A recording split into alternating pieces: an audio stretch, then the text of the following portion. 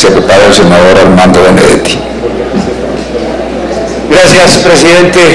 Bueno, no, voy a tratar de ser breve, porque yo creo que llevamos ya muchas horas aquí sentados discutiendo, y cuando transcurren tantas horas, pues yo creo que la cabeza empieza a patinar un poquito y el cansancio se hace ya muy visible y un poco se vuelve estéril el debate. Pero veníamos aquí conversando con mi buen amigo y vecino, el doctor Fabio Amin, sobre el alcance de la reforma. Y me parece que es una reforma indiscutiblemente que tiene puntos interesantes, positivos para la democracia colombiana, pero me parece que es sano, sería muy conveniente o sano, que no tendiéramos de pronto a sobreestimar los efectos de la reforma en el sistema político, sin restarle, por supuesto, importancia. Porque es que desde que yo estoy un poco con uso de razón, desde que estoy en la universidad, yo vengo viendo permanentemente que se presentan reformas políticas como una especie de gran fetiche para espantar como vudú la mala política, como si fuera un poco como por arte de magia. Presento la reforma, la apruebo y entramos a un Edén de política pura, cristalina y transparente. Y de pronto, si las expectativas que produce justamente el llamado a esa especie de reforma como fetiche que va a cambiar del día a la mañana la política no se cumplen, pues eso genera desconfianza y desazón en la población. Fíjense que hoy nos traía John Sudarsky su último estudio sobre la confianza ciudadana, que es un estudio que viene publicando desde el 97 sobre el capital social en Colombia, uno de los estudios tal vez más interesantes, más profundos para cualquier investigador social y sobre todo para cualquier actor político, en donde una de las características es que la confianza ha venido decreciendo, inclusive desde los años 90, cuando ya la sensación respecto del sistema político en los colombianos pues era muy pobre o muy crítica. No sobrevendamos estas reformas, porque de pronto la desilusión de los colombianos respecto del reformismo puede ser grande. Y en el momento en que las sociedades pierden su fe en el reformismo, pues se abre la puerta para que lleguen las soluciones radicales. Las reformas progresivas, paulatinas, que se dan paso a paso, terminan ya generando incredulidad, porque se anunció de pronto una reforma sobredimensionada y la gente dice: yo ya no creo en nada, una reforma política más, las cosas siguen igual, me la vendieron como la gran fórmula y no observo necesariamente los resultados. Lo único que sirve en este país es la mano dura o es la revolución radical, en fin, las soluciones más extremas. Hombre, se hablaba aquí hace un tiempo sobre la crisis de la autoridad electoral. Estoy totalmente de acuerdo. Nosotros tenemos una autoridad electoral absolutamente precaria y lamentable.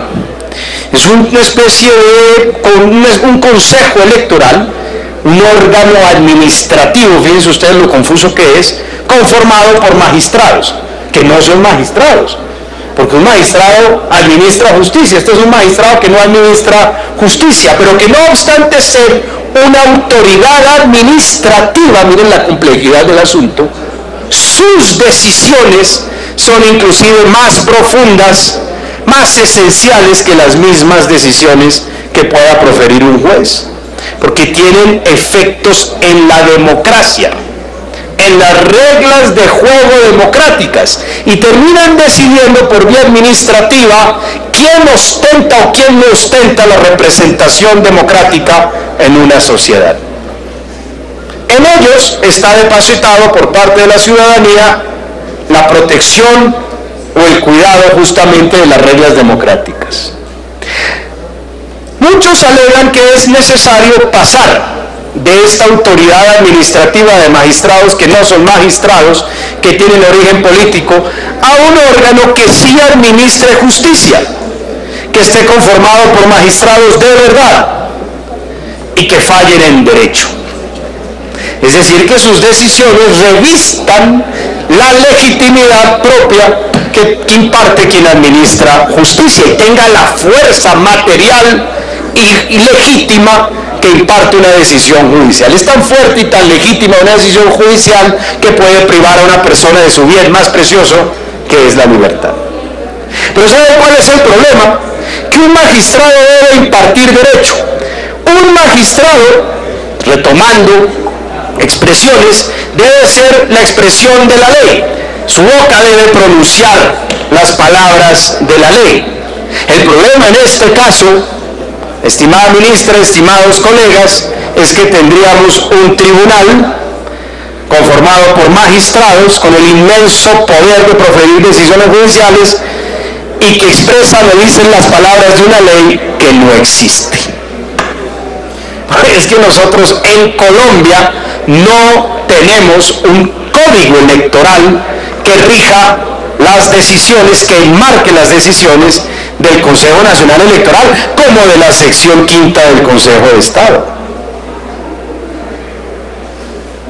Por eso es que ustedes van y observan que las decisiones que emite el Consejo Nacional Electoral pues son tan variables, son tan cambiantes, son tan disímiles, porque estamos ante una autoridad administrativa que falla prácticamente como le parece que debe fallar. No sé si falla en conciencia o falla por intereses espurios, muchos casos. A mí me robaron una curul con una aplicación normativa kafkiana, con una legalidad superficial, con una legalidad exterior totalmente acomodada para legitimar un fraude monumental del que sabemos, digamos, hubo dinero por debajo. 1.500 millones de pesos costaba quitarle la curula a un congresista electo para dárselo a otro. Todo el mundo sabe cómo se llama el senador que me robó la credencial, pero no vamos a traer un caso personal en este caso, porque no creo que sea realmente relevante para el debate. En todo caso, yo que fui víctima de ese sistema y que soy tan crítico, pienso que convertir este estado de cosas, esta organización electoral que no falla en derecho, porque no existe un derecho electoral que lo rija, en un órgano judicial o un órgano jurisdiccional, es crear un verdadero monstruo. Porque no puede haber tiranía más grande en una sociedad que aquella en donde los jueces fallan no en derecho, sino creando el derecho de acuerdo con las circunstancias específicas. Porque ya no habría órgano que pudiera revisar esa decisión administrativa, que le hiciera un control de legalidad a la decisión administrativa. Yo no sé si somos conscientes de esa especie de monstruoso leviatán que se pretende crear dándole facultades jurisdiccionales a un órgano que no tiene un derecho que lo rija, un código que lo regule y que encuadre sus decisiones. Miren las decisiones también que ha tomado la sección quinta del Consejo de Estado. Qué sorpresas no nos llevaríamos de encontrar la manera como han logrado manipular muchas veces situaciones, transformarlas, torcerlas, adaptarlas a determinadas conveniencias o simplemente al parecer ideológico de un magistrado, a su criterio jurídico acertado o al revoltijo de ideas que tenga en la cabeza. Entonces, yo sí le temería mucho a un órgano de esta naturaleza, ya no con facultades administrativas, sino facultades jurisdiccionales. Y siendo muy crítico del sistema actual, porque me parece peligrosísimo, me parece indeseable, yo creo que es mucho mejor al que se pretende crear, convirtiéndolo en un órgano jurisdiccional. Yo creo que las cosas hay que hacerlas paso a paso. Primero se debe proferir. Sonido para el senador Lara, por favor. Primero se debe expedir aquí en el Congreso de la República un código electoral que circunscribe el comportamiento de ese órgano y eventualmente de esos jueces, de esos magistrados que sí impartirían justicia. Pero nosotros no podemos darles ahorita el privilegio de administrar justicia a quienes no rigen un código previo o un código que marque sus actuaciones conforme a como debe haber en un país con un derecho electoral. Y siendo minoría política, yo le temería aún más a un órgano de esa naturaleza. Por otro lado, el voto preferente, sí, es la verdad, y concuerdo aquí con el espíritu de esta norma aquí presentada, es un sistema supremamente perverso, porque cada quien en un partido es en sí un partido político. Todos los que jugamos en un sistema de voto preferente somos nuestro propio partido político. Es una competencia entre 800 candidatos al Senado. Y cuando hay una competencia, pues eso obviamente tiene efectos inflacionarios en los costos, en el acceso a medios, en muchos aspectos, y canibaliza y hace aún más álgida la competencia en la que se encuentran los ciudadanos por esos 100 cupos. Eso de pertenecer a un partido, pues termina realmente convertido en un ropaje de un color, porque en últimos todos estamos compitiendo en un sistema de voto preferente. Y pues yo sí creo que es bienvenido cerrar el sistema de voto y pasar o crear un sistema de lista cerrada. Me parece que es conveniente y el país lo exige.